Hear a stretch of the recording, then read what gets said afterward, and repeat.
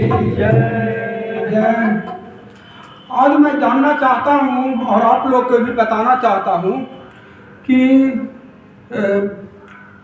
भगवान भोग से नहीं बल्कि भाव से रिझते हैं। भगवान भाव से रिझते हैं। भगवान को जितना प्रेम भाव जगाया जाए, प्रेम भाव के अनुसार वह हम लोग के बहुत करीब आ जाते हैं। और भोग से तो चाहे कितनों भी धन संपत्ति क्यों ना उनको दिया जाए, उससे तो भगवान रिझते न है। सिर्फ प्रेम होना चाहिए और भगवान के प्रति भाव होना चाहिए।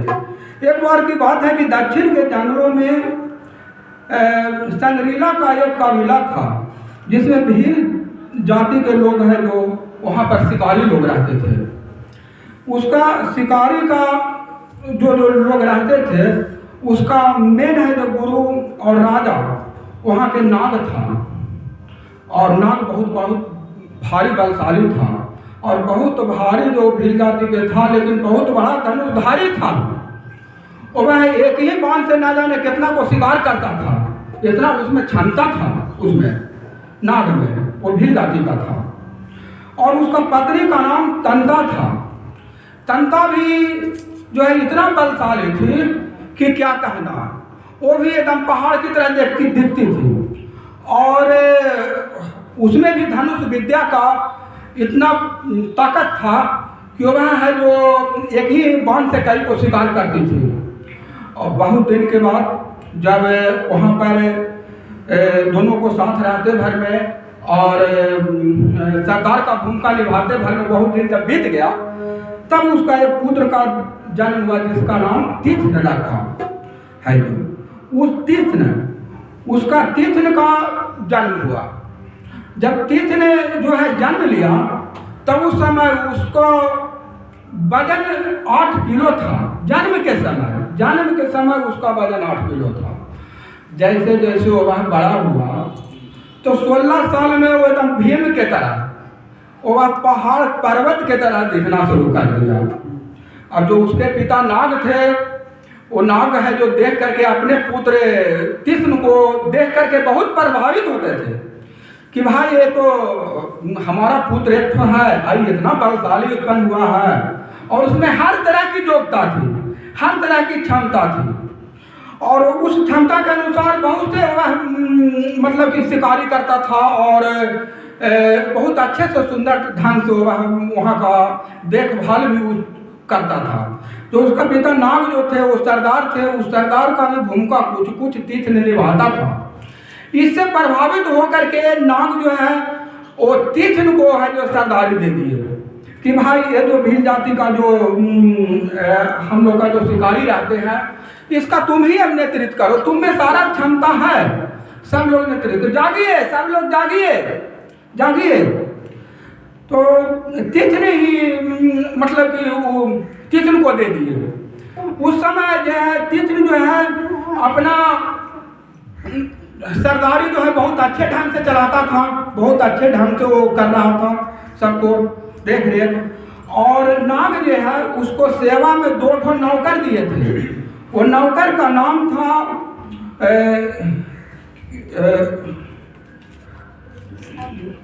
नार और काड़। उसका 2 नौकर था जो कि हमेशा तीक्ष्ण को साथ रहता था।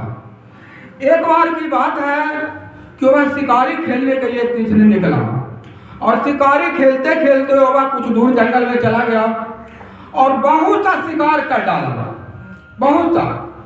और नाड़ और जो काड़ उसका नौकर था, वह उस शिकारी को, मरा हुआ शिकारी को इकट्ठा कर करके रखता था, जमा करता था। वही तो उसका भोजन था। भील जाति को तो मांसी भोजन, वही तो उसका भोजन था, शिकारी करना और खाना पीना। अब उस शिकारी को जमा करके रखा, लेकिन अब उसके बाद जो है इन लोग के भूख लगा, तीक्ष्ण को बहुत जबरदस्त भूख लगा। और जो नाड़ का जो उसका नौकर चाकर थे उसको भी भूख लगा। अब पानी का खोज होने लगा कि भाई मांस तो हम लोग मार चुके, बहुत इकट्ठा कर चुके हैं, लेकिन पानी कहाँ है? जब तक पानी नहीं रहेगा तो हम लोग कैसे इसको भूनेंगे और कैसे हम लोग भोजन करेंगे? अब इस कारण जो पानी का खोज होना शुरू हो गया, लेकिन कहीं पर भी पानी नजर नहीं आ रहा था। तब उसका जो एक नौकर काड़ वृद्धावस्था में प्रवेश कर गया था और ऋषि मुनियों के साथ भी वो रह चुका था कुछ। और वह वातावरण को जानता था कि कहाँ पर है जो पानी मिलेगा, कहाँ पर क्या मिलेगा, कैसे क्या मिलेगा। इस कारण जो है उन्होंने नाड़ को काल जो है तीक्ष्ण को बताया कि पानी आपको एक वो बगल में एक तो सुवर्णा नदी है, एक पहाड़ी है और पहाड़ी के बगल में सुवर्णा नदी है और वो पहाड़ी भी जो बहुत रमणीक है। वो सामने बताया कि पूरब दिशा में चलिए, वहाँ पर जो है रमणीक पर्वत है और रमणीक पर्वत के नजदीक ही एक तो सुवर्णा नदी है और उस पहाड़ी पर जो है जटाधारी का मूर्ति है और एक मंदिर है, मंदिर बना हुआ है, उसमें जटाधारी का मूर्ति है। तीक्ष्ण को बताया, नाड़ जो नौकर था वही, तब वही भाई जटाधारी मूर्ति। अब तीक्ष्ण बोला कि वो तो ज्ञानी था, वो तो कुछ समझता नहीं था। उसने पूछा कि भाई जटाधारी मूर्ति और मंदिर ये क्या है? तो उसमें जटाधारी मूर्ति, उसमें भगवान शिव रहते हैं और भगवान शिव भगवान हैं और उस मंदिर में बना हुआ है उनका मूर्ति। अब तीक्ष्ण को लगा कि भगवान कौन? हम भगवान को जानते ही नहीं है, तुम भगवान कह रहे हो। कौन भगवान? तो भगवान वही है जो कि ये संसार बनाए हैं। ये जो फूल पत्ती पेड़ पौधा दुनियादारी ये जो देख रहा है, हर एक सुहावना नदी नाला पेड़ पहाड़ पौधा, ये सब भगवान का बना हुआ है। वही भगवान है उसमें मंदिर में। अब तीक्ष्ण तो कुछ जानता नहीं था भगवान किसको कहते हैं, उसको क्या पता। तब उसने देखने का उसको लालसा हुआ कि भाई हम जानते नहीं हैं भगवान कौन है, लेकिन जब तुम कह रहे हो तो चल करके देखते हैं कि जब भगवान ने हमको इतना सारा सब चीज दिया है, जीवन दिया है, पहाड़ पर्वत दिया है, खाने के लिए भोजन हर एक व्यक्ति को दिया है, और भला भगवान वो रहते हैं पहाड़ पर और ऊपरे मंदिर में, वो भी अकेले। ये तो बड़ा अफसोस की बात है। चलो तो हम लोग देखते हैं। नाड़ और काल दोनों नौकर के साथ लेकर के तीक्ष्ण है तो वहाँ पर चल पहाड़ चढ़ा। जब चढ़ा तो वहाँ देखता वास्तविक में एक तो मूर्ति बना हुआ है जटाधारी शिव जी का, और है जो मंदिर है बना हुआ। सब लोग उस मंदिर में जो है देखा, सब लोग देखा कि मंदिर तो बहुत अच्छा सुंदर है बना हुआ और भगवान का उसमें मूर्ति बना हुआ है। और उसने तीक्ष्ण जो है वो जब भगवान को जब मूर्ति को देखा तो उन्होंने उनके प्रति जो है वो ऐसा भाव प्रकट हुआ उसको तीक्ष्ण को कि वहाँ पर छोड़ना नहीं चाहता था। उसने जो है वहाँ पर दिन रात पहरा देना शुरू कर दिया। जब उसको वहाँ पर रहते रहते कुछ समय बीत गया और उन्होंने क्या करता था कि वह नीचे पहाड़ पर से नीचे उतरा। उसको लगा कि भगवान को भूख लग गया होगा, भाई भगवान अकेले हैं यहाँ पर, भगवान को भूख लग गया होगा, भगवान को भोजन कैसे कराया जाए। वह पहाड़ पर से नीचे उतरा और ढेर सा शिकारी करके लाया और मांस, उसका तो शिकारी मांस था, उन्होंने मांस को लाया और वहाँ पर मंदिर में ले जाके और वहाँ पर उसको भूना और भून करके जो है वो भगवान को भोग लगाया। उसी मीट को भगवान को भोग लगाया। जब भोग लगा उसके बाद कुछ क्षण के लिए वह नीचे उतरा और नीचे उतर करके वह इधर उधर कुछ पानी वगैरह ढूंढने के लिए निकला। तो उसी समय जो है वो एक ब्राह्मण थे, वह ब्राह्मण नित्य उस मंदिर में आते थे और वो ब्राह्मण आए, देखे कि ये तो पूरा फूल क्या है मीट का है जो भोग लगा हुआ भगवान का। वो देख करके पूरा प्रभावित हुए कि भाई कौन ऐसा ही है जो गद्दार जो आकर के भगवान के नजदीक मीट का भोग लगा दिया है। अब उन्होंने जैसे तैसे साफ किया, उसको साफ करके फिर नीचे उतरे, नीचे जाकर के स्नान किया और स्नान करने के बाद फिर से जो है जाकर के वहाँ पर फूल पत्ती को चढ़ाए और भगवान का कुछ मंत्र वगैरह को उच्चारण किए और उसके बाद फिर वो लौट गए। कुछ समय के बाद तीक्ष्ण जो है नीचे से पहाड़ पर चढ़ा और उन्होंने देखा कि ये फिर है जो ये फूल पत्ती कौन चढ़ा देता है। उसको समझ में तीक्ष्ण को आ रहा है कि फूल पत्ती ये चढ़ा रहा है, गलत कर रहा है। और पुजारी जी को समझ में आ रहा था कि ये मीट मछली जो चढ़ा रहा है भगवान पर, ये गलत कर रहा है। दोनों तो भगवान का भक्त था, दोनों भगवान के भक्ति थे। अब तीक्ष्ण है जो जैसे तैसे अब उसको फूल पत्ती को साफा किया और फिर अपना जो मीट लाया था नीचे से शिकारी कर करके उसको भून करके और उसके बाद वहां पर भगवान के भोग में चढ़ा रहा। उसको मन में तीक्ष्ण को शंका हुआ कि कौन ऐसा है जो कि फूल पत्ती चढ़ा देता है, इसको देखना चाहते हैं। भगवान से निवेदन भी किया कि भगवान ये कौन गलत काम करता है जो कि फूल पत्ती आपको चढ़ा देता है, जबकि हमने भोग में आपको मीट चढ़ाते हैं, और ये भोग में है जो आकर के फूल पत्ती चढ़ा देता है, प्रसादी चढ़ा देता है। उसी समय के बाद है, कुछ क्षण के बाद जो है वो चला गया।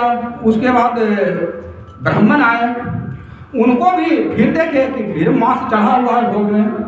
उनको भी बड़ा गुस्सा आया कि मैंने फूल पत्ती चढ़ाता हूँ और इसने भोग में ये मीट चढ़ा देता है।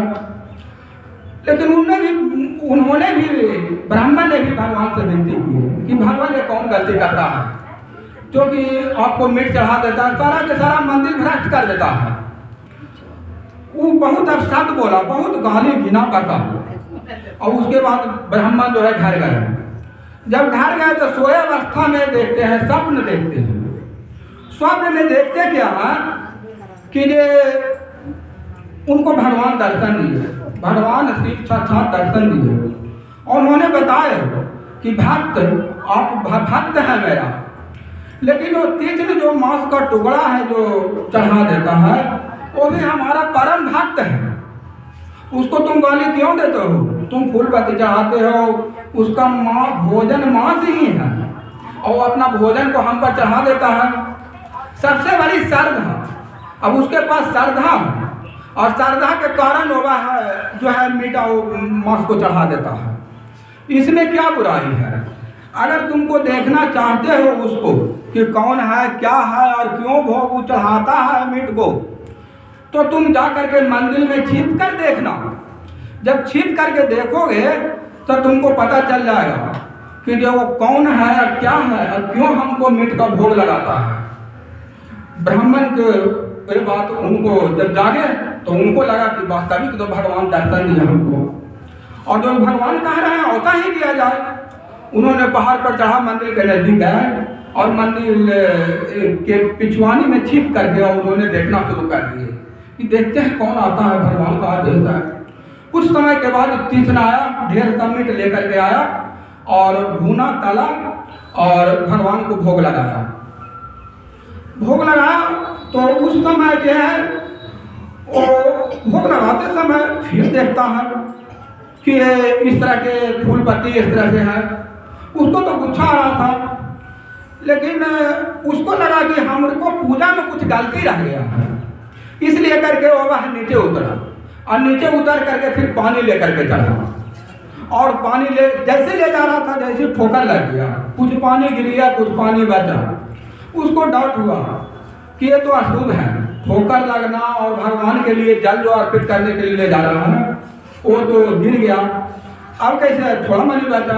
फिर गया और फिर जाकर के उन्होंने मुंह में पानी भर लिया कि अब ये गिरे कहाँ बदले, लेकिन भगवान में मुंह में पानी भर के ले जाएंगे तो हम ही देंगे उनका ऊपर, वो निष्फल मेरा पूजा नहीं जाएगा। उसने मुंह में पानी भर लिया और मांस का टुकड़ा तो ऊपर भर गया था, मुंह में पानी भर के गया और भगवान पर उड़ेल दिया।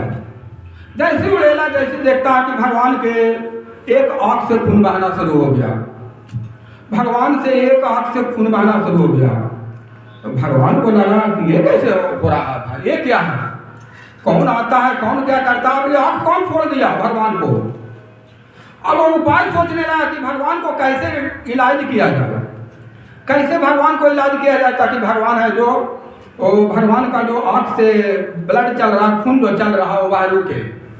तो उन्होंने लाख उपाय सोचा, नहीं समझ में आया तो उन्होंने नीचे पहाड़ पर से उतर गया और ढेर सा जड़ी बूटी कमाल करके लाया कि कोई ना कोई जड़ी पीस करके लगाए उनको आंख पर तो ठीक हो जाएगा। अब उन्होंने ढेर सा जड़ी कमाल के लाया और पीस करके और आंख पर लगाना शुरू किया।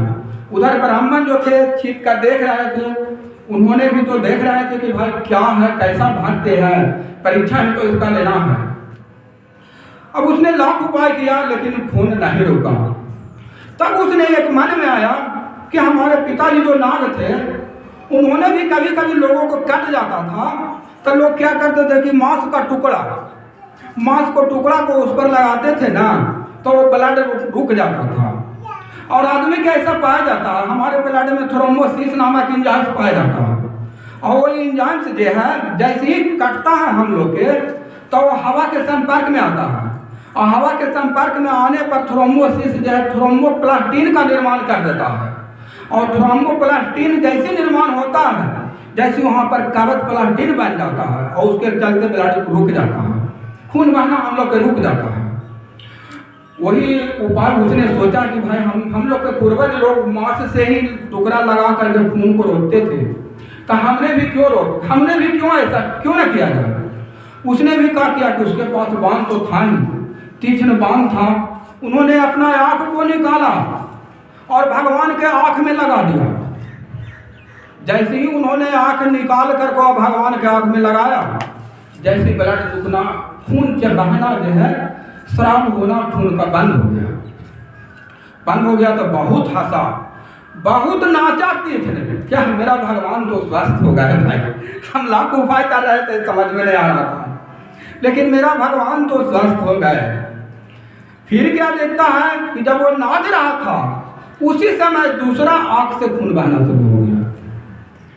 उसको देख करके बहुत आश्चर्य लगा, ये क्या। उसका तो उपाय मिल गया था, लेकिन वो दुखी नहीं हुआ। उसका उपाय मिल गया था कि मेरे एक आंख देने से भगवान का खून रुक गया, तो दूसरा आंख भी दे देंगे तो भगवान का खून रुक ही जाएगा, तो फिर टेंशन क्या। उसने तुरंत है कि धनुष निकाला, नुकीला, तुरंत अपना आंख को, दूसरा आंख को निकालना शुरू कर दिया।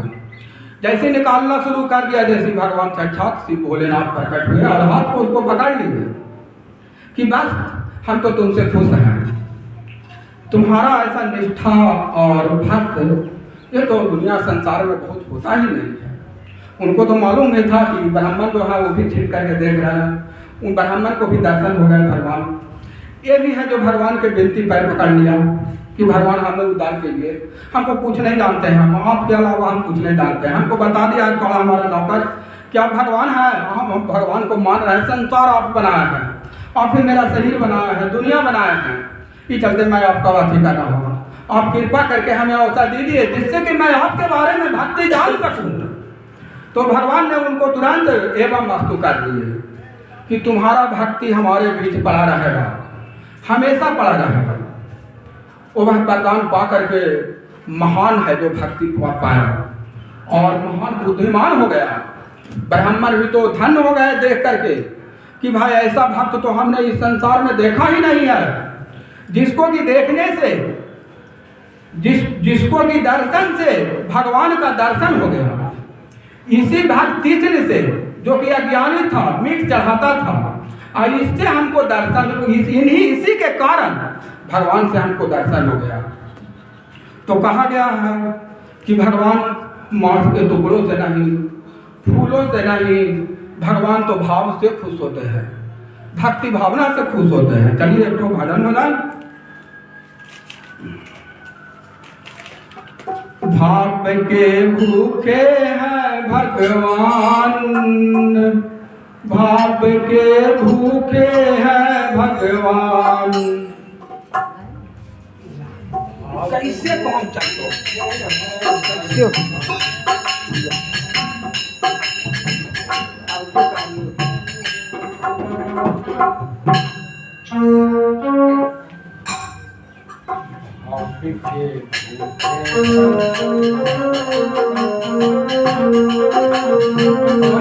रामचंद्र भगवान की भाव के भूखे हैं भगवान, भाव के भूखे हैं भगवान।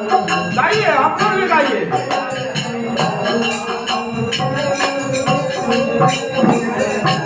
भाव के भूखे हैं भगवान, भाव के भूखे हैं भगवान। ओ भगवान को जपने वाले, ओ भगवान को जपने वाले, दिल से कर ले ध्यान, बाप के भूखे हैं भगवान। आप लोग भी गाइए ना।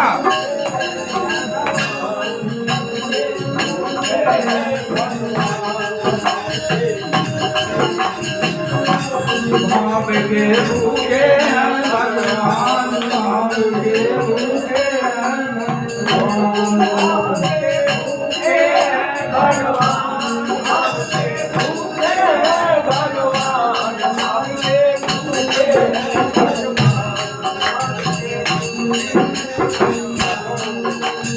झूठे फल सब के खाए, झूठे फल सब को खाए। राम ने रुचि रुचि भोग लगाए, राम ने रुचि रुचि भोग लगाए। जो ढूंढे उनको मिल जाए, जो ढूंढे उनको मिल जाए, कहते वेद पुराण, आपके भूखे हैं भगवान, आपके भूखे हैं भगवान।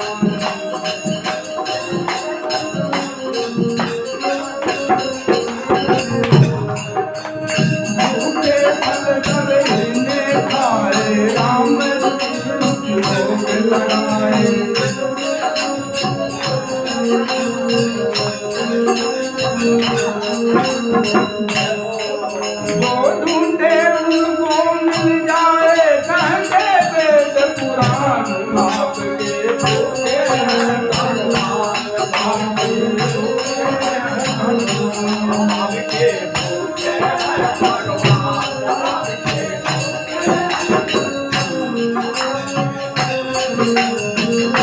दुर्योधन की छोड़ी मेवा, दुर्योधन की छोड़ी मेवा, आ गई विदुरानी। दुर्योधन की छोड़ी मेवा, आ गई विदुरानी की देवा।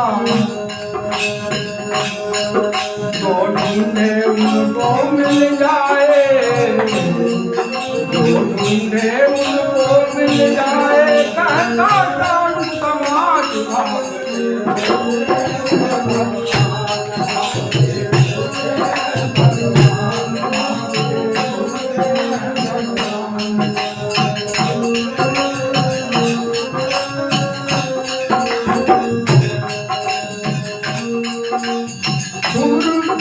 प्रहलाद सुदामा मीरा, नरक भगत की मिट गई पीड़ा।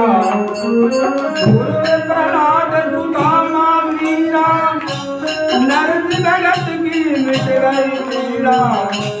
श्रद्धा और समर्पण से नीचे करुणा निदान, भाव के भूखे हैं भगवान।